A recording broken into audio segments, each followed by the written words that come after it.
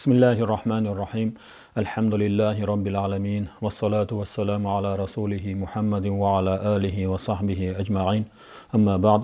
Biz siz azizlar bilan Imom Abdul Qodir Isa rahimahullohning Haqoiq an tasavvuf kitoblaridan suhbat bobini o'tayotgan edik. Suhbat bu o'sha orif, Allohni tanigan, to'g'ri yo'lni ko'rsata biladigan bir kishini, solih zotni do'st tutish, uni etagini mahkam ushlashlik fazilatlari haqida edi. Bundan oldingi suhbatlarimizda bu to'g'rida Qur'oni Karimda, Sunnat Nabaviyyada bayon qilingan so'zlarni, undan keyin shariat ulamolarining bu haqdagi fikrlarini o'rgangan bo'ldik.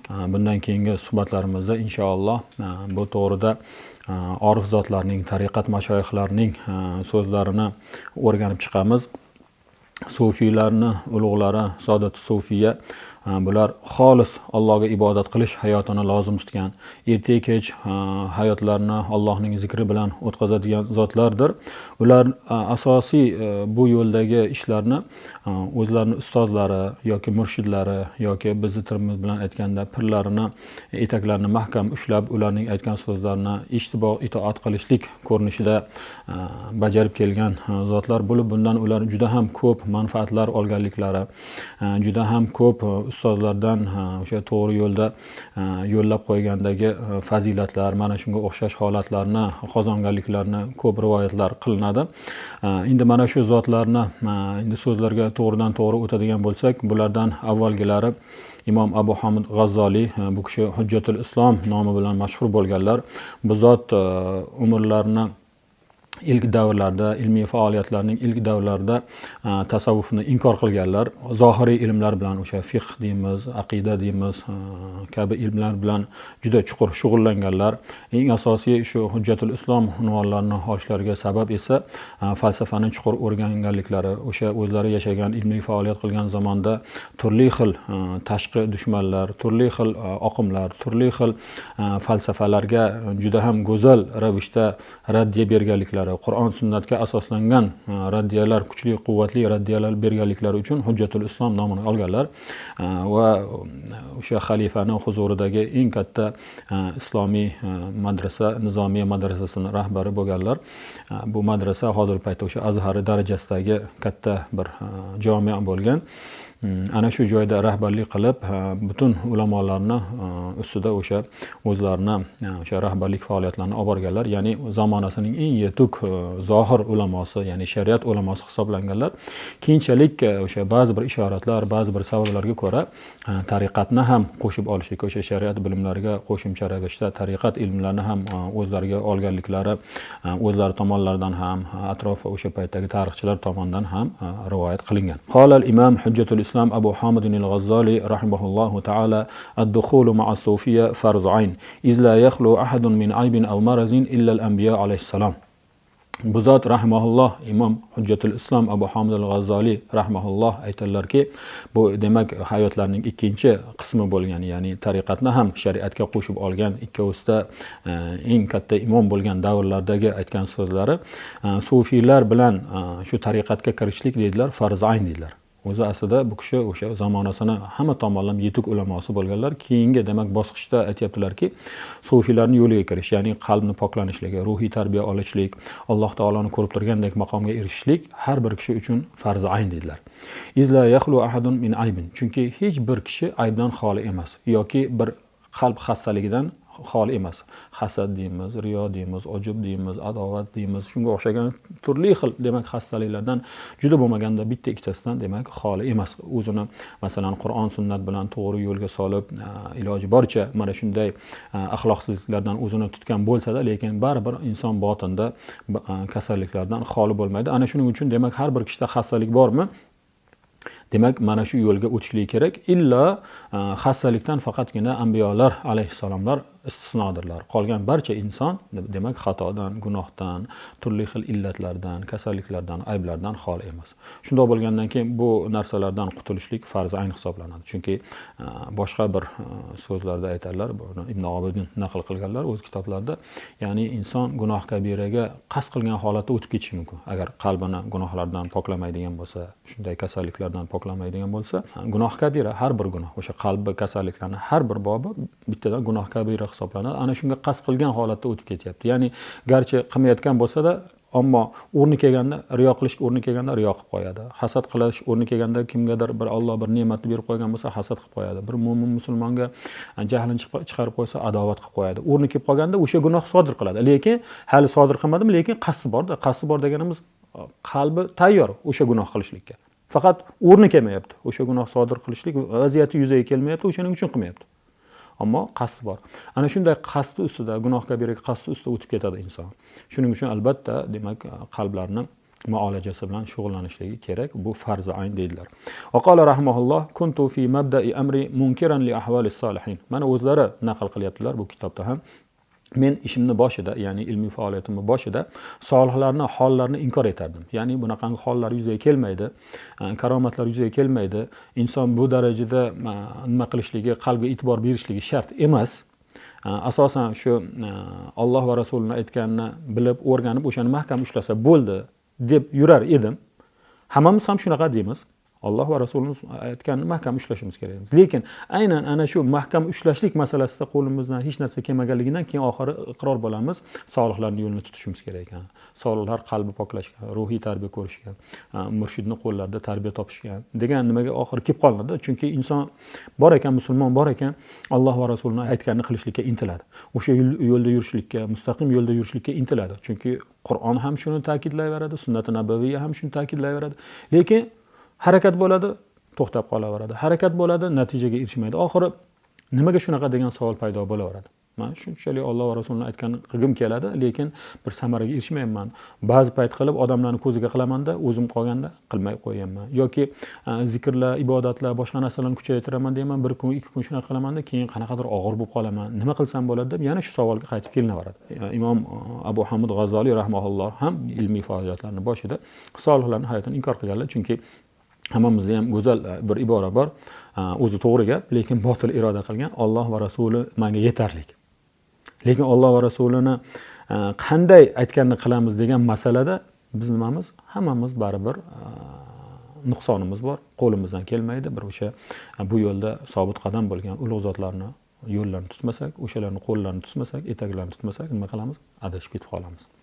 Va maqomatul arifin, oriflarning maqomlarini ham inkor etar edim. Ya'ni Allohni tanigan zotlar yuqori darajalarga erishgan, Allohni tanigandan keyin Alloh hikmatlar bilan boyitgan qalbini, ana shunday zotlarning maqomlarini ham inkor qilardim. Faqat zohiriy ilm olish yetarli derdim.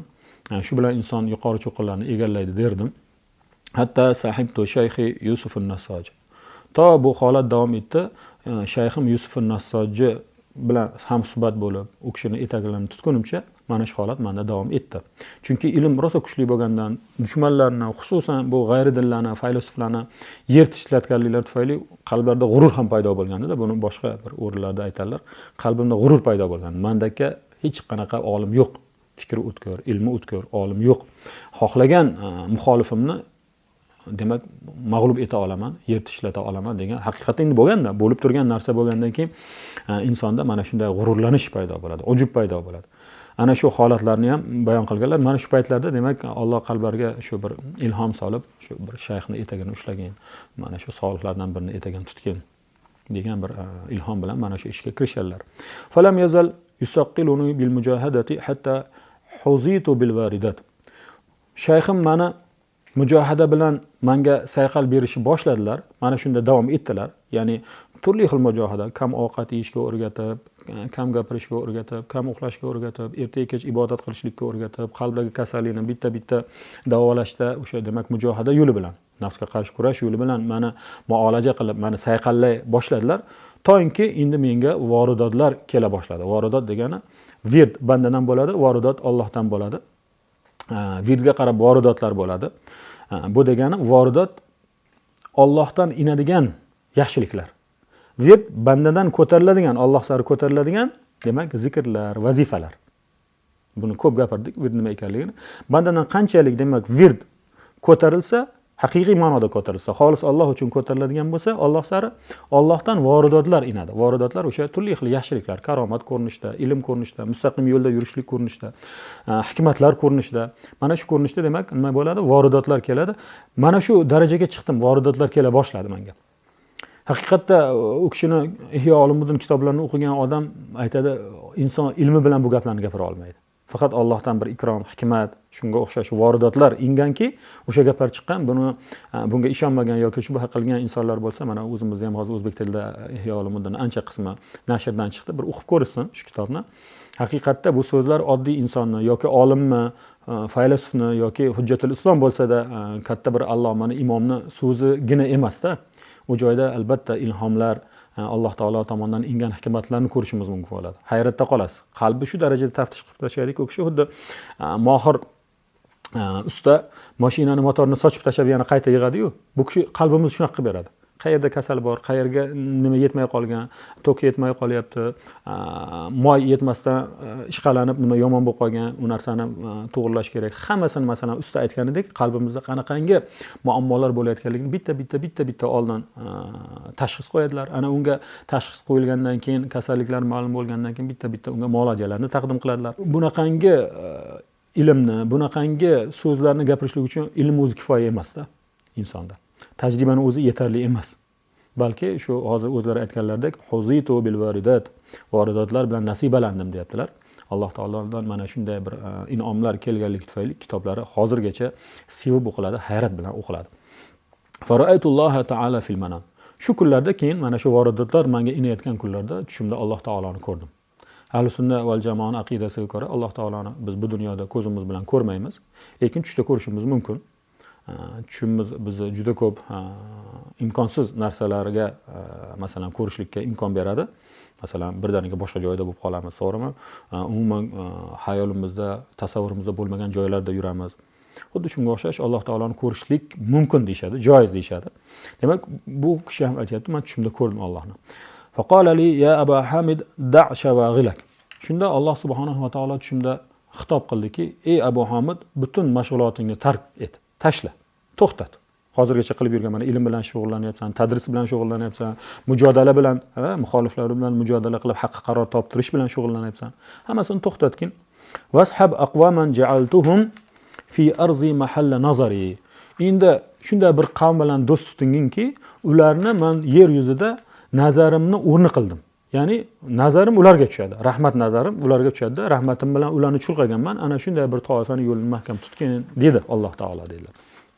Ya'ni biz ahli sunna val jamoat, yana bu joyga ozgina to'xtalamiz. Ahli sunna val jamoat e'tiqodiga ko'ra valilarning, avliyolarning karomatlari haq. Bunga sunnatdan, keyin sahobiylarning hayotlaridan, Qur'oni Karim o'zidan juda ko'p dalillarni ulamolar keltirishadi. Chunki aqidaga olingandan keyin bu mutawatir dalilga asoslangan bo'lishlik kerak bo'ladi. O'sha aytilayotgan aqidaviy masala. Demak, karomat ham ana shunday mutawatir darajasiga, xabarlari mutawatir, dalillari mutawatir darajasiga chiqqan masala. Ya'ni bu haq. Avliyolarning karomatlari haq. Jumladan o'sha payg'ambar alayhisalom ham aytganlar, vahiy uzildi, mendan keyin vahiy to'xtadi, faqat sodiq tushlar qoldi deydilar. Yoki tushlar, solihlarning tushlari nubuvatning 46 dan biri, vallohu alam, shunga o'xshash bir iborani aytganlar. Hozir men aniq bu raqamda adashayotgan bo'lishim mumkin. Ya'ni nubuvatning bir qismi o'laroq uni ham aytganlar. Solihlarning tushlari mana shunday ilhomlar beradi. Masalan, o'zlariga yo'l ko'rsatishlik uchun nima bo'ladi, lekin hech kimga uni majburlashga haqqi yo'q. Masalan, men tushimda ko'rdim, qavmga yoki millatga mana shunday narsani Alloh taolo farz qildi deganga o'xshash so'zlar bo'ladigan bo'lsa olinmaydi. Faqat o'zlariga xos bo'lgan xabarlar bo'lsa, mana sen ishingni tark et. Butun mashg'ulotlaringni tark etganda, mana ularga borib qo'shilgin. Insonni xossatu nafsihi deydi, aynan o'ziga xos bo'lgan, demak, ma'lumotlar, hikmatlar, amrlar vorid bo'ladigan bo'lsa, o'zlari amal qilishaveradi. U ham nima? Qur'on sunnatga zid bo'lmasligi kerak bo'ladi. Chunki solihlarda o'zi Qur'on sunnatga zid bo'lgan narsa ko'rilmaydi. Agar shunaqa narsa ko'rilib qoladigan bo'lsa, bu haqiqiy solih tush emas ekan. Qachonki Qur'on sunnatni qo'llaydigan, uni chizig'ida turadigan, shu bilan birga insonning o'ziga xos bo'lgan, ya'ni unga foydali bo'lgan qandaydir tushlar bo'ladigan bo'lsa, buni solih tushlar deymiz, ilhomlar deymiz. Mana shuga o'xshash mana u kishiga tush ko'rindi. Ya'ni mana sen hamma ishingni to'xtatganda, mana u solihlarga qo'shilgin degani yo'l ko'rsatish. Shu insonga, solih insonga yo'l ko'rsatish, shu bilan birga shariatdan tashqariga chiqish emas. Masalan, namoz o'qimagin yoki zakot bermagin, yoki ota-onaga yaxshilik qilmagin degan narsa bo'lmayapti-da. Balki sen dunyo ilmlar bilan, zohiriy ilmlar bilan shug'ullanding, u seni g'ururlantirdi. Demak, sen jarlikka qarab ketyapsan. Endi mana bu yo'lga o'tgin. Shunda holing to'g'ri bo'ladi. Qabilida demak amr bo'ldi shularda. Va humul lazina ba'd-darayni bihubbi. Haligi xitob Allohni ko'rdim deyaptilar, xitob bo'ldi deyaptilar. Ana shu xitobda yana davom etib aytilyaptiki, bu zotlar mana nazarim tushgan zotlar, rahmat nazari bilan qaraydigan kishilar, bular meni muhabbatim sababidan ikki dunyoni ham sotishgan. Ya'ni kerak emas ularga. Nafaqat dunyolarni oxiratlarga sotishdi, balki ikki dunyolarni ham meni muhabbatimga sotib yuborishdi. Ya'ni meni muhabbatimni qozonishni xohlashadi va bu dunyo ham kerak emas ularga. Oxiratdagi jannat yoki do'zaxga ham ahamiyati yo'q ular uchun. Bu endi juda yuqori daraja. Bu gaplardan biz hayratlanmasligimiz, inkor etmasligimiz kerak. Chunki bizning holimiz bu emas. Nimada tariqatda juda ham bir go'zal ibora bor. Hasanatul abrar, sayyiatul muqarrabin. Abrorlarning, yaxshi insonlarning hasan ishlari, savobli ishlari Allohga yaqin zotlarning gunohlaridir. Masalan, mana biz jannat, do'zax deymiz. Bu jannat haq, do'zax haq. Buni hech kim inkor etayotgani yo'q. Shuning uchun ham biz jannatga tushishni orzu qilamiz, do'zaxdan panoh tilaymiz Allohdan. Sunnat ham shuni ta'kidlaydi, Qur'oni Karimda ham shu. Ana shunga binoan biz nima qilamiz? Jannat, do'zaxga umidida amal qilamiz.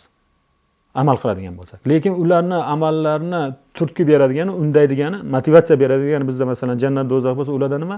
Allohning muhabbati. Allohni sevishadi. Shuning uchun ham Robiyatul Adaviyya rahimahalloh aytganlarki, "Ya Alloh, men senga do'zaxingdan qo'rqib yoki jannatingdan umidvor bo'lib ibodat qilayotganim yo'q, balki sen ibodatga mustahiq bo'lgan Robbul alamin bo'lganliging uchun ibodat qilyapman." Ya'ni ma'rifat, Allohga bo'lgan bilim, ma'rifat shu darajada kuchayganki, jannat, do'zax ham bir maxluq sifatida chetga surilgan. Faqat Xoliq bilan, ya'ni tavhidning cho'qqisida bu. Faqat Xoliq bilan muomalat bo'lganligi uchun bu narsani qo'rqmasdan, ya'ni ikkilanmasdan ayta olishgan. Lekin bizni haqqimizda, bizni holatimizda bu gaplar durust emas. Chunki biz hali umidlanib jannatdan amal qiladigan, do'zaxdan qo'rqib amal qiladigan darajaga chiqmaganmiz. Masalan, Allohning va'idlari turib gunohlardan tap tortmaymiz. Allohning chorlovlari, bashoratlari turib jannatiga uncha qiziqmaymiz. Demak, darajamiz biz hali u darajada emas. Shuning uchun mana bu so'zlarni inkor qilmaslik ma'nosida aytayapman. Inkor qilib qo'ymaylik. Ya'ni bu odamlar qanaqa odam? Jannat, do'zax bo'lsa, nimaga unga e'tibor qilmaydi deb o'zimizni holimizdan kelib chiqib yuqori darajalarga baho bermaylik degan ma'noda aytayapman. Demak, yana mana u kishini tushlarini davomiga kirishamiz. Demak, Alloh aytdiki, "Meni muhabbatim tufayli u zotlar nima dedi? Ikkita dunyolarni ham sotishgan. Ikkita dunyolarni ham berib yuborishgan. Shunga alishishgan. Meni muhabbatimga. Qultu, men shunda aytdimki, bi'azzatika illa azaqtani barda husni zanni bihim. Izzatingga qasamki, menga ularni yaxshi gumonda bo'lishlik bardini, ya'ni sog'ligini, sog'qonligini menga berib qo'ygin dedi. Chunki oldin jo'shib, g'ayrat bilan ularni tanqid qilib kelganlar-da. Bularning yo'li noto'g'ri. Qur'on sunnatda mana bunday deyilyapti. Bular boshqa go'yo boshqa bir shariatda aytgandek ish qilib yuribdi. Chuqur ibodatga ketgan, boshqa qilgan, o'qigan, bo'lgan deb yomonlab yurganlar. Endi ana ularga bo'lgan meni yomon gumonimni yaxshi gumonga aylantirgin. O'sha go'zal gumon bardi bilan, ya'ni mayin, sovuq havosi bilan meni nima qilgin? Menga o'shani tottirgin. O'shani bir lazzatini bergin. Ularga nisbatan yomon gumonda bo'lmayin deb men Allohdan so'radim shu paytda. Qala aytdiki, qad fa'altu. Shunday qildim. Wal qati'u baynaka va baynahum tashaghuluka bi hubbi dunya. Nimaga sen ularni bu darajada yomon ko'rgansan? Chunki sen bilan ularning o'rtalarini kesuvchi, buzuvchi narsa tashaghuluka bi hubbi dunya. Dunyoni muhabbati bilan mashg'ul ekanliging deb nido keldi. Mana shu joyda ham juda muhim nuqta bor. Biz ahli xayrni, ahli salohiyatni, solih insonlarni unchalik yoqtirmasligimiz. Mana hozirgi zamonimizda ham ko'rib turibmiz. Solih insonlarning hayotidan gapirsangiz ham qanaqadir Qur'on sunnatni oldinga qo'yish bahonasida mazammat qilinadi, yomonlanadi, inkor qilinadi ularning holini. Ibodatlarni hatto inkor qilib yuboramiz. Qanaqa qilib kechasi bilan ibodat qilish mumkin? Qandoq qilib 2 rakatda Qur'oni Karim xatm qilish mumkin deb o'zimizni qarichimiz bilan ularni holatlarini o'lchab qo'yamiz. Bularning eng asosiy sababi nima? Mana shunday qalbda ularga, solih insonlarga nisbatan ozgina bo'lsa ham yomon gumoni, yomon munosabat bo'lgan odam o'ylab ko'rish kerak. aytayaptiki, Alloh taolo u kishiga ilhom qilib, ya'ni tushlarida aytayapti, sen bilan ularning o'rtasini ajratuvchi, kesuvchi narsa dunyo muhabbati bilan mashg'ul ekanliging. Erta-kech masalan pul topish harakatda bo'lamiz, obro' topish harakatda bo'lamiz, mansabga intilamiz. Mana shu yo'llarda yurgan odamlarning qarichi juda ham kichkina aytib qo'yaylik. Shariatda juda ham kichkina. Bu qarich bilan endi katta zotlarning qadamlarini o'lchashlikka haqqimiz yo'q. Mana Alloh ularga aytayapti, Abu Hamid G'azoliga aytayapti, sen yomon ko'rgansan shu paytgacha, yomon ko'rishingning sababi shu. Chunki dunyo bilan mashg'ulsan. Biz ham hammamiz shunaqa. Tan olaylik, erta-kech dunyo bilan mashg'ul bo'lganligimiz uchun namozimizda halovat yo'q, ibodatlarimizda halovat yo'q, xayr ehsonimizda faqat riyokorlik, har bir amalimizni ko'rsatib qo'yishlikka harakat. O'zimiz sezamiz, sezmasligimiz ham mumkin, lekin juda ham ko'pchiligimiz sezamiz, juda ham katta qalbimizda muammolarimiz bor, illatlarimiz bor. Ana shu illatlar tufayli biz yomon ko'ryapmiz. Shuni unutmasligimiz kerak. Demak, illatni o'zimizdan qidirishimiz kerak. Ularning ibodatlari aqlga sig'adigan emas, bo'lishi mumkin emas deb emas, balki men o'zim shu narsaga yaramaydigan inson ekanman. Chunki mana falon illatlarim bor ekan qalbimda deb o'zimizni nima qilaylik, mazammat qilaylik, tanqid qilaylik. Fakhruj minha muxtaran qabla an takhruja minha saghiran. Sen bu dunyo muhabbatdan o'zingni ixtiyoring bilan chiq. Hali men majburlab olib chiqishimdan oldin. Inson o'lgandan keyin o'zi majburan ham chiqib ketiladi bu dunyodan. Dunyoning mashg'ulotlaridan. Yoki vafot etganimizdan keyin ham juda bo'lmasa 100 dan bir dunyoning mashg'ulotini qila olamizmi? Yo'q. Hech narsaga yaramaymiz. Tamom, hayotimiz tugadi. Endi bu yog'i imtihon. O'sha mashg'ulotlarimizga nisbatan bo'ladigan imtihon bu yog'i.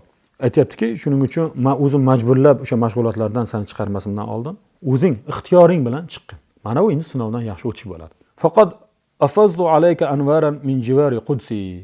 Men o'zimni qudsiyatim jivoridan, ya'ni qo'shnichilik atrofidan senga nurlarimni yog'dirdim.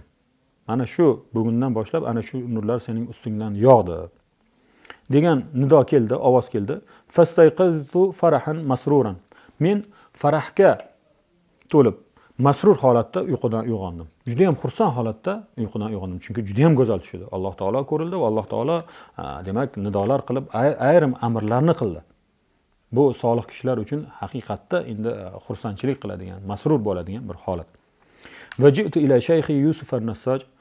Shayxim Yusuf an-Nassaj rahimahulloh Allohga keldim. Faqasastu alayhi al-manam. U kishiga tushimda ko'rgan narsalarimni gapirib berdim. Fatabassama, u kishi tabassum qildi. Va qala ya Abu Hamid, haza alwahuna fil bidaya. Ey Abu Hamid, bu bizni hali yo'lni boshidagi talvihlarimiz, sizga bo'lgan ishoratlarimiz. Biz shu narsani sizda bo'lishligini xohlar edik, istar edik, Allohdan so'rar edik.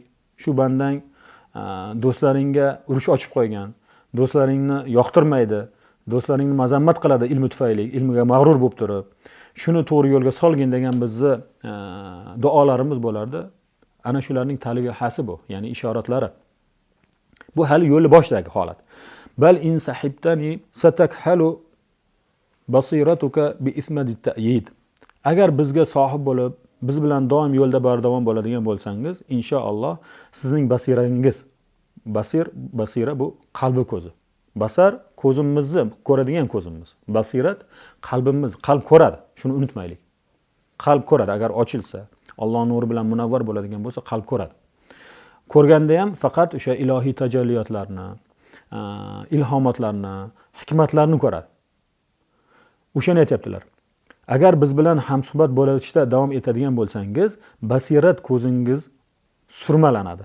Bi ismadi ta'yid, ta'yid surmasi bilan. Ta'yid degan Alloh taolo tomonidan har sohada qo'llov, hayotda qo'llov, amallarda qo'llash, to'g'ri mustaqim yo'lda yurishlikda qo'llash. Chunki Alloh qo'llamasa, Alloh bizni mustaqim yo'lda yurg'izmasa nima qilamiz? Adashib ketamiz. Shuning uchun ham so'raymiz: ihdinas siratal mustaqim. Biz o'zimiz adashib ketib qolamiz. Ya Alloh, bizni mustaqim yo'lga nima qilgin? O'zing hidoyat qilgin deymiz. Ana shu holatlarda hammasida qo'llash, ta'yid qilish, quvvatlash demak Alloh taolo tomonidan bo'ladi. Ana shunday surma bilan qalbingni ko'zi surmalanadi. Ya'ni yana ham go'zallashadi qalbingizni ko'zi, basirat ko'zingiz deb ustozlari, shayxlar tomonidan mana shunday bashorat berildi. Bu demak hozirgacha aytgan hikoyatimiz Imom Abu Hamid G'azoliyni zohir ilmlarga qo'shimcha botin ilmlarni ham qo'shib olishliklari, shariatga, tariqatni ham qo'shib olishliklari, demak kamolotga yetishlikka o'tishlik holatlarini bayoni edi.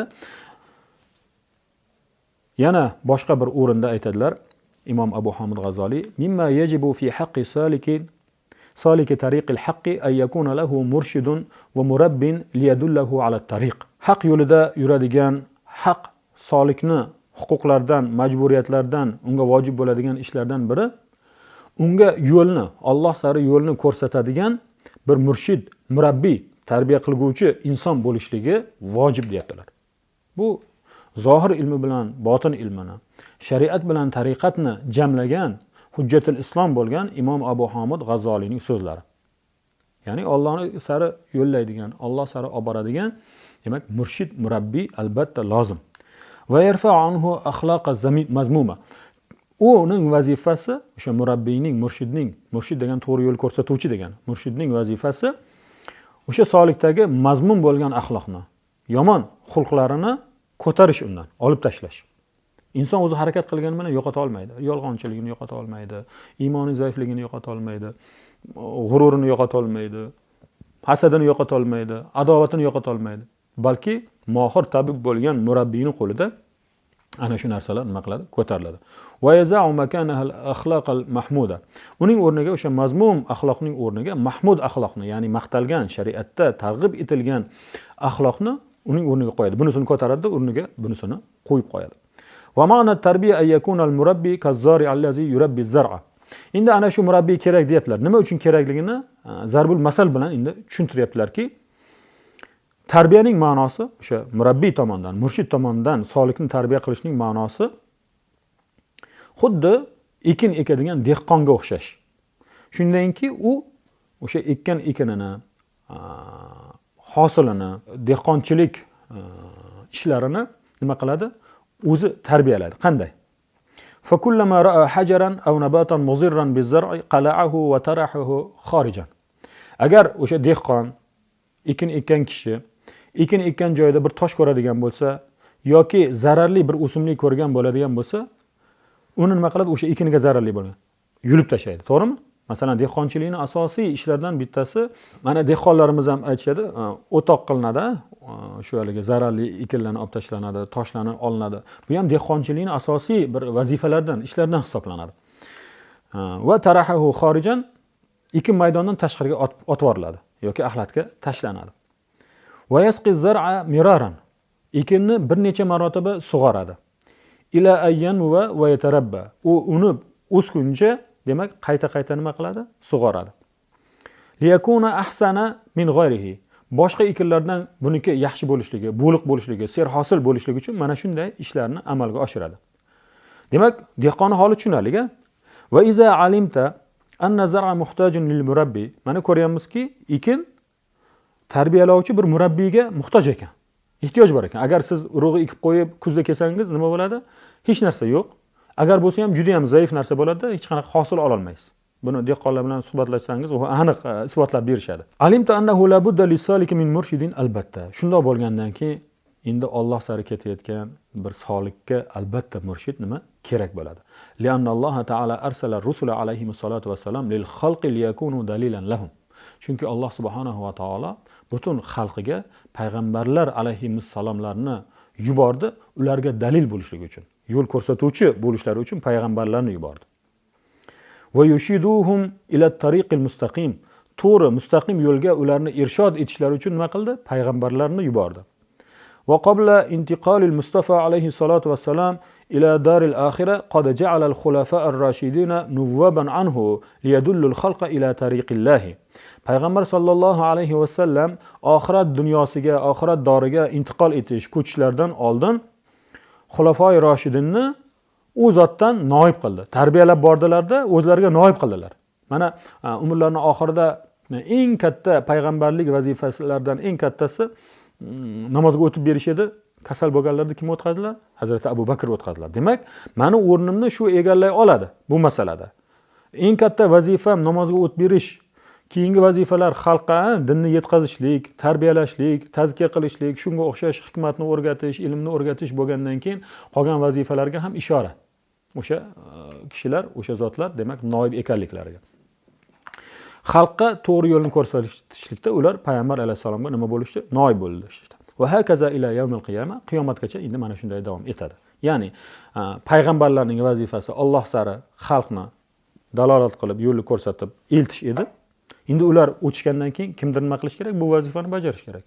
Al-ulama'u warasatul anbiya. Olimlar payg'ambarlarning merosxoridir. Payg'ambarlardan dinor qolgani yo'q, dirham qolgani yo'q. To'g'rimi? Faqat ilm. Ana shu ilmlarni endi haqiqiy payg'ambarga o'xshatib, o'zlarida namoyon qilib, keyin undan keyin ularni holini bayon qilib, tarbiyalashlik vazifasi kimlarga qoldi? Ulamolar, mashoyixlarga qoldi. Masalan, payg'ambar alayhisalom ham tarbiyalaganlar. Masalan, bir sahobiy eng yaxshi amal qaysi desa, masalan, namoz o'qish degan bo'lsalar, bir sahobiy eng yaxshi amal qaysi deganda ota-onaga yaxshilik qilish deganlar. Ya'ni uni holiga qarab turib bu so'zlarni, hukmlarni aytganlar. Biri namozga beparvo bo'layotganligini bilganliklari uchun u holiga senga namoz eng yaxshi amal dedilar. Biri ota-onasiga beparvo bo'lib, ularga yaxshilik qilmayotganligi uchun senga eng yaxshi amal ota-onaga yaxshilik qilish deb o'sha tomonga burdilar. Ya'ni solikni, ya'ni o'zlarining ummatlarini, o'zlariga tobe bo'lgan sahobiylarni to'g'ri yo'lga yo'llayaptilar. Birini u tomonga, birini bu tomonga, lekin u ham aslida hammasi nimaga? Allohga olib boradigan yo'llar. Yoki mana jihodga chiqaman deganda oldingi suhbatlarimizda o'tdik. Sen ota-onaning yo'lida jihod qilgin dedilar. Ota-onasi shunga muhtoj ekanligini bilganliklari uchun hammani bu yoqdagi qitoliy jihodga chaqirayotgan bo'lsalar, uni nima qildilar? Ota-ona yo'lda jihod qilib, jiddiy jahd qilishlikka chaqirdilar. Bu o'sha tarbiyani bir ko'rinishi. Aynan endi shunda tarbiya qiyomatga qadar ketish kerak. Agar mana sahobiylarga shunchalik tarbiyaga muhtoj bo'lishdi, qo'llarida bo'lmasa Qur'on bor edi, sunnatni ko'rib turishganda, lekin jumladan u narsalar hammaga tatbiq etilgan bo'lsa-da, lekin hammani o'ziga xos muammolar bo'lgan, ularga aynan ana shularni o'ziga xos qismini topib turib nima qilindi? Tarbiyalandi. Mana shunday tarbiyaga, demak, sahobalarga muhtoj bo'lgandan keyin biz batariqa a'lo bunga muhtojmiz. Qiyomatga qadar keladigan ummat mana shunday tarbiyaga muhtoj. U tarbiyani kim qiladi? Bir boy qilmaydi. Ekin ekadigan dehqon bu tarbiyani qila olmaydi. U ekinni tarbiyasini qiladi. Boy dunyosini tarbiyasini qiladi. Ya'ni mol mulkini qanday qilib ko'paytirish. Aynan bu tarbiyani payg'ambarlarning merosxo'rlari bo'lgan ulamolar, mashoyixlar qilishadi. Shuning uchun demak nima kerak bo'lyapti? Bir inson uchun murshid vojib bo'lyapti. Xuddi sahobiylar tashlab ketishgani yo'q, bo'ldi, payg'ambar keldi. Mana iymon keltirdik, Qur'on nozil bo'lyapti. Keyinchalik o'rganib olamiz, boshqa qilamiz deb tashlab ketishgani yo'q. Doim mulozamat etishdi. Payg'ambar alayhisolamning yo'llarida yurishdi. O'shaning uchun ham sahobiy deyiladi. Biz suhbat deyamiz. Suhbat bobini o'tyapmiz, ya'ni suhbatdosh bo'lish. Sahobiylar payg'ambar alayhisolam bilan suhbatdosh bo'lishgani uchun sahobiy nomini olishdi. Doimo u kishining etaklarini mahkam ushlaganliklari uchun va bunga dinda kuchli targ'ibot bo'lganligi uchun shunday qilishganlari bu ham bor va qolaversa o'sha payg'ambar alayhisolamdan tarbiya olamiz, ilm olamiz, hikmat o'rganamiz deb yo'llarda yurishdi. Demak, ummatga ham mana shunday payg'ambar alayhisalom bo'lmasalarda u kishining sunnatlari bor, o'sha sunnatni o'zida tatbiq qilgan va xalqqa tatbiq qilishlikka salohiyati bor, kuchi bor, ilmi bor zotlarni etaklarini mahkam ushlashlik vojib bo'ladi. Va min qawlihi, Imom Abu Hamid G'azolining yana so'zlaridan biri shuki, yahtajul muridu ila shaykhin va ustazin yaqtadi bihi la mahalata li yahdiyahu ila sawa'is sabil. Murid shayxga, ustozga muhtoj bo'ladi, uni to'g'ri yo'lga hidoyat qilib, to'g'ri yo'lga yo'llashligi uchun. Fa inna sabila dini g'amizun. Chunki dinning ishlari g'omizdir. Ya'ni mavhumdir. O'zi aniq, lekin bizga nisbatan mavhumdir. Qanday? Masalan, mana zakot berish vojib ekanini bilamiz. Lekin kim zakot beradi? Qanday boy odam zakot beradi? U boy odam qanaqa bo'ladi? Hojati asliyasi nima? Nimadan ortsa u zakot beriladigan bo'ladi? Qaysi molidan zakot beradi? Bular biz uchun nima? Mavhumda hali ilmimiz yo'q. Bu haqda bizning tushunchamiz yo'q. Bu haqda bizga hech kim o'rgatmagan. Demak, g'omiz. Endi bu nafaqat hozir men zakot aytyapman. Dinda yurishlik yo'llari. Masalan, salom berishdan tortib har bir harakat sakonatimiz, nafasimizni kirgizishimiz, chiqarishimiz hammasi din-ku. Din bo'lish kerak-ku. Endi uni biz nimasini bilmaymiz, hamma ahkomlarni bilmaymiz. Qaysi vaziyatda qanday bo'lishligini bilmaymiz. Masalan, bir vaziyatda fazilatli bo'lgan amal boshqa vaziyatda yomon bo'lishi mumkin. Masalan, hayo juda ham yaxshi fazilatli amal, lekin hayo qilib turib nahiy munkar qilmasangiz, amr ma'ruf qilmasangiz, uyalaman, men bu kishiga bu narsani aytishga uyalaman desangiz, bu yaxshi ishmi? Bu yomon ish. O'zi hayo yaxshi ish edi, lekin yomonga aylanyapti. Demak, mana shu holatlarni ajratib olishlik kerak, bilishlik kerak bo'ladi. Shuning uchun dinni yo'li g'omiz deyaptilar, ya'ni mavhumroq. Va sabilu shaytoni kasira. Zohira. Qolaversa, shaytonning yo'li juda ham ko'p va zohir, aniq, ravshan ko'rinib turibdi. Bu joyda aldayapti, bu joyda sizni amaldan to'xtatib qo'yapti, bu joyda vasvasa qilyapti, hammasi bilinib turibdi. Faman lam yakul lahu shaykhun yahdihi qadahu shayton ila turqihi la mahalata. Kimni endi to'g'ri yo'lga hidoyat qiladigan shayxi bo'lmasa, yetaklab borib yuradigan shayxi bo'lmaydigan bo'lsa, shayton uni o'zini yo'liga emas, yo'llariga nima qiladi? Tortib ketib qoladi. Sudrab ketib qoladi. La mahalata, ilojsiz. Hayot shundan iborat. Chunki Alloh taolo yer yuzida hayotni joriy qilibdi, insoniyatni yaratibdiki, shayton bilan nafs unga qarshi doimo kurashadi. Allohning yo'lidan chalg'itishlikka nima qiladi? Harakat qiladi. Bu Qur'oni Karim qancha oyatlarda hammamizga o'qimasak-da ma'lum bo'ladilik darajasida, ya'ni zaruratan bizga ma'lum bo'lgan ilmlardan hisoblanib qolgan, hammamiz juda yaxshi bilamiz. Masalan, kutilmaganda og'izdan chiqib ketadigan darajada bizga oddiy holatga aylangan. Shayton yo'ldan urib qo'ydi, shayton meni esimdan chiqartirib qo'ydi, shunaqa bo'ldi deb turaveramiz. Demak, bizni qo'limizdan yetaklab shariatni, tariqatni yo'llarda, Alloh sari yo'lda olib yuradigan bir bizga murabbiy bo'lmasa, shayximiz bo'lmaydigan bo'lsa nima bo'lamiz? Shaytonning yo'llariga ilojsiz o'tib ketib qolamiz. Faman salaka subulal bawadil muhlika bighayri khafirin faqad khatara bi nafsihi va ahlakaha. Kim mana shu halokatlik yo'llarda, chunki Alloh sari yo'llarda juda bizni yo'limizni to'sadigan turli xil yomon holatlar, o'sha nafsdan tortib shaytongacha bo'lgan vasvasalar borligi uchun bu muhlik, ya'ni halokatlik, muzlim, o'ta qorong'u yo'llar deyilyapti. Agar shu joyda bizda bir qo'riqchi bilan yurmaydigan bo'lsak, bizga to'g'ri yo'l ko'rsatib ketadigan murabbiy bilan yurmaydigan bo'lsak, inson o'zini nafsini xatarga qo'yadi va oxiri halok qiladi.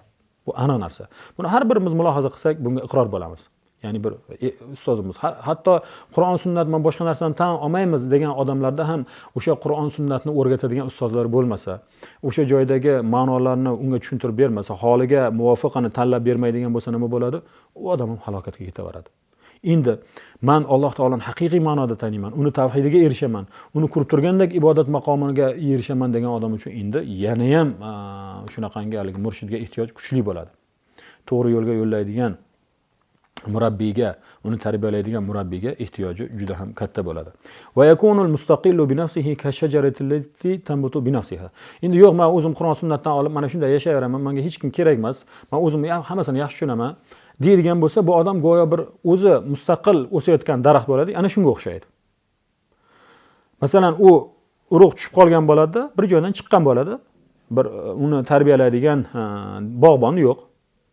Unga qarab turadigan bog'bon yo'q, o'zi o'syapti. Ana shunday daraxtga o'xshaydi. Fa innaha tajufu alal qurbi. Yaqin kunlarda u quriydi. Chunki suv quyilmayapti, o'g'it nima qilinmayapti, turli xil kasalliklardan dorilanmayapti, qisqasi qaralmayapti. U quriydi. Va in baqiyat muddatan, garchi bir muddat qolsa-da, lam tasmur va avraqat, garchi barglar chiqargan bo'lsa-da, lekin nima qiladi? Meva bera olmaydi. Yoki o'ta yovvoyi bir meva beradiki, yo'lovchilar ham undan foydalanmaydi. Masalan, mana hozir ko'chalarimizda daraxtlar ekilgan, juda yaxshi mevalar qilyapti-yu degan savol paydo bo'ladi. Ularning egalari bor-da. Hovlilarning egalari bir qarab qo'yishadi. Agar bir kasallik tarqagan bo'lsa, dori-darmonni qilishadi. Juda bo'lmasa bir suv quyib turishadi. Juda bo'lmaganda ko'chamdagi daraxt qurib qolay debdi, o'shanga suv qo'yib. O'shaning uchun undan biz foydalanishimiz mumkin. Chunki ozgina bo'lsa ham tarbiya qilayotgan murabbiysi bor. Ammo tasavvur qiling, o'sha cho'lda boshqa joyda o'zi nima bo'lib qoldi, bir olma daraxti chiqib qoldi-da. O'sdi, agar o'sa olsa, qurib qolmasa, nima bo'lgan taqdirda ham, barglari chiqqan taqdirda ham meva bermaydi. Meva bergan taqdirda ham biror kishi uni to'xtab yeydigan darajada bir mazali meva bo'lmaydi. Mana shu daraxtga o'xshaydi. O'zim men mustaqil hammasini amalga oshira olaman, Alloh sari yura olaman, qiyomatda javob bera oladigan darajaga chiqa olaman deydigan bo'lsa, mana shu daraxtga o'xshagan ish qilgan bo'ladi.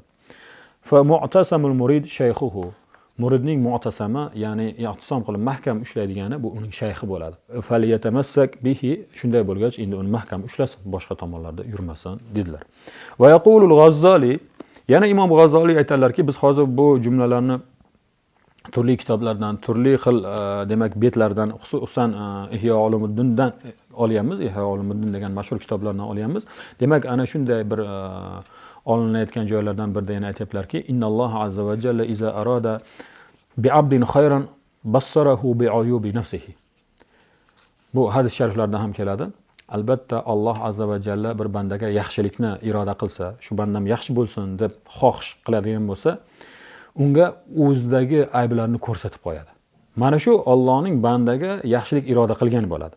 Chunki inson o'zidagi aybi ko'rsa, bizni eng katta muammoimiz shuda, o'zimiz aybimizni ko'rmaymiz. Doim boshqadagi aybni ko'ramiz. O'zini aybini ko'rsa, Tavbani boshlanishlik mana shundan boshlanadi. Men shuncha aybim bor ekan, shuncha nuqsonim bor ekan, men nima qildim boshqalar bilan shug'ullanib, o'zim bilan shug'ullanay deb qo'rqib ketadi. Va sekin-sekin o'sha ayblarni to'g'rilashlikka harakat qiladi, tavba qiladi. Ularni muolaja qiladi, u yo'lda mujohada qiladi, nafsiga qarshi kurashadi. Ammo aybini bilmasa, menda nima ayb bor ekan deb turaveradi-da, hech qachon o'zini isloh qilishlikka o'tmaydi. Faman kanat basiratuhu nafizatun lam tukhfa alayhi uyubuhu. Kimni basirati agar nofiz bo'lsa, ochiq bo'lsa, basirat qalb ko'zi ochiq bo'ladigan bo'lsa, unga ayblari maxfiy emas. Ayblarni ko'ra oladi. Shu joyda men ozgina riyo qilib qo'ydim-da, shu joyda men g'ururga ketib qoldim-da, shu joyda men ujub qilib qo'ydim-da, shu joyda men bunga adovat qilib qo'ydim, tezda tavba qilishim kerak-da deb ayblarni ko'rib, maxfiy bo'lmaganligi uchun tezda tavba yo'liga o'tadi. Fa iza arifa al-uyuba amkanahu al-ilaj. Endi inson kasalni bilgandan keyin muolaja qiladi-da. Shunda muolaja qilish imkoni bo'ladi. Masalan, oldingi suhbatlarda ham aytdik, bir kasalligingiz bo'lsa, siz uni bilmasangiz, masalan, oshqozoningizda yara bor, uni bilmay yuribsiz. Siz davolanasizmi? Hech qachon davolanmaysiz. Og'risa, og'ridi desa, yana o'tib ketadi, yana ovqatlanib davolamasdan yuraverasiz. Qachonki uni haqiqatda oshqozonda kasallik borligini o'zingiz bilib qoldingiz yoki bir kishi aytdi, ana shunda nima qilasiz? Shoshib doktorga borasiz, shifokorga borasiz, davolanishga harakat qilasiz. Botiniy kasalliklar ham shunaqa. Inson botiniy kasalligi aybi borligini bilmasa, yuraveradi. Hech qachon davolanishga harakat qilmaydi. Qachonki o'shani biladi, ana shundan keyin muolaja yo'liga o'tadi. Undan shifo topishlikka harakat qiladi. Walakinna aksaral xalqi jahiluna bi uyubi anfusihim. Lekin bir narsani bilib qo'yaylikki, xalqning aksari, ya'ni bizlarning ko'pchiligimiz o'zimizning nafslarimizdagi aybimizni bilmaymiz, sezmaymiz, kasalliklarimizni his qilmaymiz. Yara ahaduhum alqaza fi ayni akhihi va la yara al-jaza'a fi ayni nafsihi. Biz birovning ko'zidagi changni ko'ra olamiz. Kiprigida o'rnashib qolgan changni, gardni ko'ramizda, bu kishida mana bunaqa ko'zda chang bor ekan, o'shaning uchun yaxshi ko'rmayapti deymiz. Lekin o'zimizda ko'zimizda xoda kirib ketgan bo'lsa ham, kiprigimizda shoh turgan bo'lsa ham ko'rmaymiz. O'zimizga aybimiz rosa katta turgan bo'lsa ham ko'rmaymiz. Nimaga? Biz bilmaymiz o'shani, kasallik ekanligini, sezmaymiz. Aybimiz bor. Faman arada an ya'rifa uyuba nafsihi falahu arba'atu turuq. Xo'p, endi mana aybni bilishlik juda muhim ekan. Qolaversa Alloh taolo o'sha bandaga yaxshilikni iroda qilishi ekan, o'zini nafsini aybini bilsa. Buni qanday bilinadi? Mana birovning aybini ko'ra olar ekanmiz, lekin o'zimizning aybimizni ko'ra olmas ekanmiz. O'zimizning aybimizni qanday ko'ramiz desa, buning 4 ta yo'li bor deyaptilar. Imom G'azzoliy. O'zini aybini ko'ra olishni, yaxshiliklarga erishishni, tavbaga tezda o'tishni, muolajaga tezda o'tishni, tezda shifo topib yaxshi bo'lib ketishlikni yo'li 4 ta deyaptilar. Faqat bittasini bu joyda biz zikr qilamiz, 4 yo'ldan, chunki aynan mana shu birinchisi, ya'ni bittasi biz uchun mavzuyimizni mazmuni mana shu. Ayajlisa bayna yaday shaykhin basirin bi uyubin nafs. Nafslarning aybini yaxshi biladigan shayxning oldida o'tirmoqligi. Bitta yo'li shu. Birinchisi ham shu. Muttali'in ala khafayal afat. Turli xil maxfiy ofatlar bor qalbda. Ana shulardan hammasidan xabardor bo'lgan zotning huzurida tarbiya olishligi kerak bo'ladi. Va yuhakkimuhu fi nafsihi va yattabi'u isharatahu fi mujahadatihi. Uni ana shu shayxni o'zini nafsiga hakam qiladi. Mani hakam bo'lib aniqlab bering, qanday aybim bor, buni qanday muolaja qilishim kerak deb o'zini unga tashlaydi. Va mujohadat yo'lida, nafsga qarshi kurashida ana shu ayblarni bartaraf qilib muolaja qilish yo'lida uning hatto ishoralariga ham ergashadi. Nafaqat ochiq ta'limotlarga, balki bo'tam mana bu narsani bundoq qilmabsiz-da deb bir ishora qilib qo'ysa ham yetarli, ana shunga nima qiladi? Ergashadi. Va haza sha'nul murid ma'a shaykhihi. Chunki muridning ishi shayx bilan mana shunday bo'lishi kerak. Boshqacha bo'lmasligi kerak. Chunki qanchalik shayx mohir bo'lmasin, qanchalik o'rgatuvchi, biluvchi bo'lmasin, agar uni amrlarni eshitib ketilaversa, unga amal qilinmasa, amalga oshirilmaydigan bo'lsa, hech qanaqa foydasi yo'q. Masalan, bir doktor sizni kasalligingiz hammasini yaxshi tashxis qo'ydi-da, siz eshitmagan, bilmagan, masalan, dorilarni sizga tavsiya qildi. O'sha dorilarni siz ichsangiz foyda topasizmi yoki ichmasangizmi? Albatta ularni ichib vaqtida shifokor aytgan vaqtlarda, aytgan miqdorda tanovul qilib, demak shifokorning maqsadiga, ya'ni maqsad nima edi? Sizni muolajangizda, siz shifo topishingizda ana shunga erishasiz. Qanday qilib endi demak qalbni kasalliklarini aniqlab beradigan ustoz yonida sizda uni aytganlarini qilmaysiz. Aytganini qilmasangiz hech qanaqangi foydasi yo'q. Va tilmiz ma ustozihi. Shogirdning ustozi bilan tutadigan yo'l mana shunaqa bo'ladi. Nimani aytsa, o'shani mahkam ushlab amalga oshiradi. Fa yu'arrifuhu ustozuhu va shaykhuhu uyuba nafsihi va yu'arrifuhu tariqa ilajiha. Ustozi, shayxi unga nafslarning aybini ko'rsatib beradi va shu bilan birga muolaja yo'llarini ham ko'rsatib beradi. Xuddi tabib oldin tashxis qo'yib turib, ana shundan keyin muolaja yo'llarini ko'rsatgandek. Tashxis qo'yishda bu ham nafsning ayblarini topish xuddi shifokori huzurida kasallikning tashxisini qo'yishdek gap. Unga muhtojligimizni tan olamizda, lekin shayxga bizga yo'l ko'rsatadigan murabbiyga muhtojligimizni tan olmaymiz. O'zimiz Qur'on sunnatdan olib, o'zimiz yo'limizni topib ketaveramiz deymiz.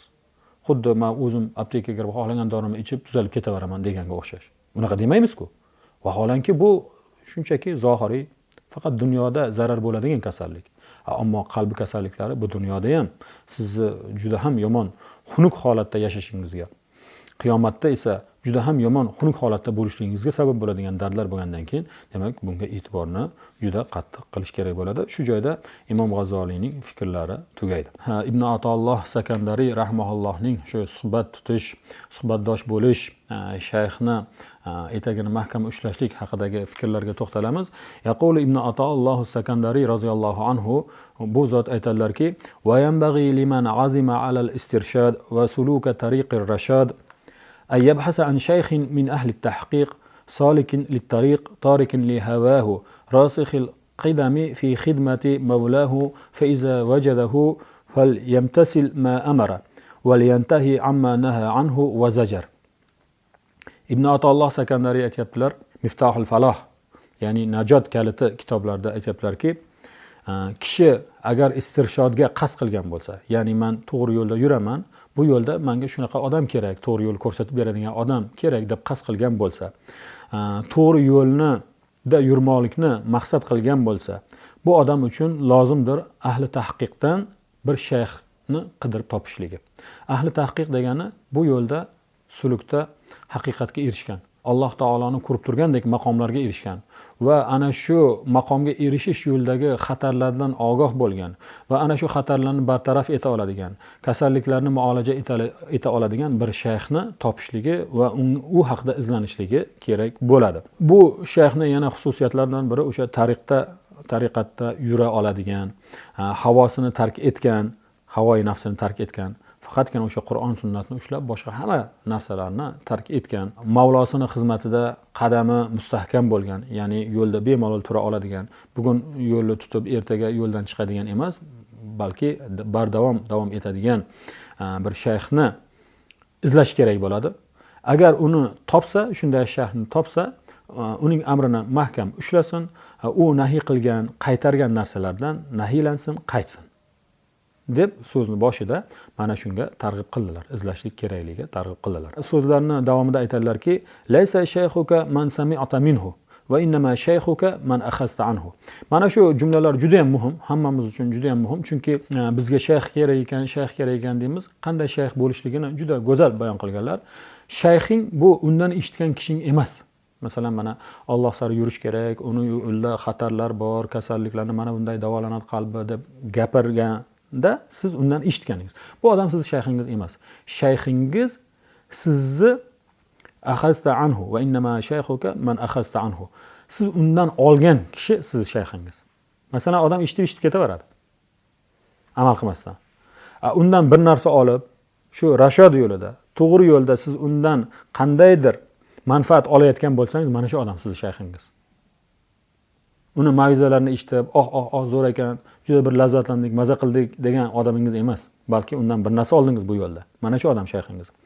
Va laysa shaykhuka man wajahatka ibaratuhu va innama shaykhuka allazi sarat fika isharatuhu. Shayxingiz sizga iboralari yuzlangan kishi emas. Masalan, mana hozir men so'zlayapman, mana og'zimdan chiqayotgan iboralar sizga yuzlanyapti, sizga ketyapti. Bu odam shayxingiz emas, balki ishoralari sizga o'tgan kishi shayxingizdir. Ba'zi bir narsalarga ishora qilasiz va o'sha narsa solikka o'tdi. Solik undan manfaat olib, yo'li to'g'rilandi. Masalan, zikrni qilishlik haqida ishoralar qildi, qanday qilishlik, qaysi payt qilishlik haqida ishoralar qildi. solik zikrga o'tdi ana shu bilan. Yoki g'azabni o'chirishlik uchun qandaydir tavsiyalarni berdida, o'shani solik o'ziga o'tkazdi va amal qilishni boshladi. G'azablanmasligini boshladi. Shayxingiz mana shu. Shayxingiz iboralari sizga yuzlangan kishi emas, balki uning ishoralari sizga o'tgan kishidir. Walaysa shaykhuka man da'aka ila al-bab va innama shaykhuka allazi rafa'a baynaka va baynahu al-hijab. Juda muhim gaplar. Shayxingiz eshikka sizni chaqiruvchi emas. Eshik degani Allohning eshigi. Mana bu eshik Allohning eshigi. Buni qoqqin. Mana shu joyga kirasan deb unga chaqiruvchi kishi emas. Biz qachondan beri chaqiramiz. Allohni yo'liga sulukka o'tishimiz kerak. Allohni ko'rib turgandek ibodat qilish maqomiga o'tishimiz kerak deb chaqirib yotimiz-ku. Bu odam shayx emas. Mana shunday chaqirib, shuni o'zi bilan kifoyalangan odam bu shayxingiz emas, balki shayxingiz siz bilan Robbingiz o'rtasidagi hijobni olib tashlagan. O'sha eshikni ochib, pardani ko'tarib, Robbingiz haqida ma'rifat hosil qilgan. Undan qo'rqadigan, undan shavqlanadigan, uni ko'rib turgandek ibodat qilish maqomiga eltgan kishi shayxingizdir. U sizni u joyga borgin, mana shunday bo'lsin degan kishingiz emas, deyaplar. Walaysa shaykhuka man wajahaka maqaluhu innama shaykhuka allazi nahaza bika haluhu. Shayxingiz maqoli, ya'ni gapirgan so'zi sizga ro'baro bo'lgan kishi emas, balki shayxingiz uning holi sizni o'rningizdan turg'izgan kishidir. Ya'ni siz o'tiribsiz, yurmayapsiz sulukda. Menga mana shu yetadi deb 5 mahal ibodatingizni chala chulpa qilib, Allohni zikrisiz o'tkazyapsiz. Boshqa ibodatlaringiz ham shu ko'rinishda. Hayotingizga to'la islom bir vodiyda, hayotingiz boshqa bir vodiyda ketyapsiz. Shayxingiz agar so'zi sizga ta'sir qilib, uni holi sizga ta'sir qilib, holi deganda uni qilayotgan amallari, ko'rinishi, Allohning huzuridagi maqomi, mana shu narsa ta'sir qilib sizni o'rningizdan turg'azgan bo'lsa, ya'ni haligi yuqorida aytgan holatimizni tark etib turib siz endi Alloh sari yurishni boshlagan bo'lsangiz, shayxingiz mana shu. Ammo so'z bilan unga yuzlanib, mana shunday bo'lish kerak, mana shunday bo'lishi kerak deb gapirib yurgan shayx sizning shayxingiz emas. Amaliy ravishda Alloh sari eltgan kishi sizning shayxingiz. Shaykhuka huvallazi akhrajaka min sijnil hawa va dakhala bika ala al-mawla.